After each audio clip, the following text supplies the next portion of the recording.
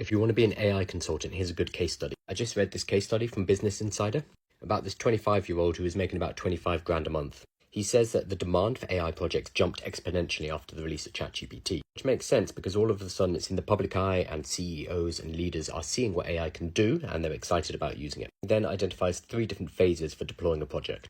First up, and most sensibly, he actually looks at the workflow of the client.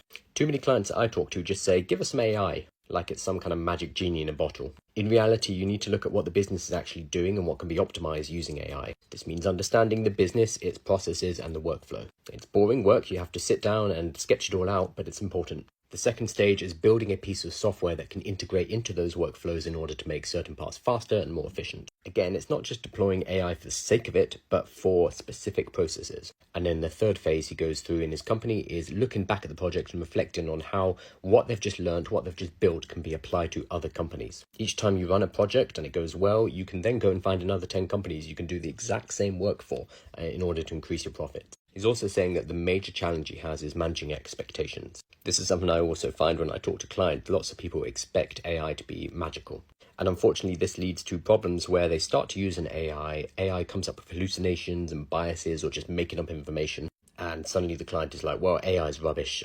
It's all a fad. It's not going to help us in any way. In reality, we need to know what AI can do and what AI can't do. And then we need to manage our projects around that. In the article, he talks about a client who basically wanted a version of Scarlett Johansson from Her, as well as one client who wanted to replace his entire human workforce. Bringing client expectations in line with the reality of what AI can do is so important so that you don't end up having uncomfortable conversations when you have to explain that AI can't do these things yet. The truth of the matter, though, is that companies are looking for AI consultants. They need to get on board with this technology or they risk being left behind. Now, as an AI expert, you could just cold DM people and try and sell them AI services. I personally use education, so this is why I have a large TikTok channel and LinkedIn. By talking about AI topics, I managed to attract companies to me, so I don't need to go out to them, and they ask me to come in and do work for them. So we call this inbound marketing rather than outbound marketing.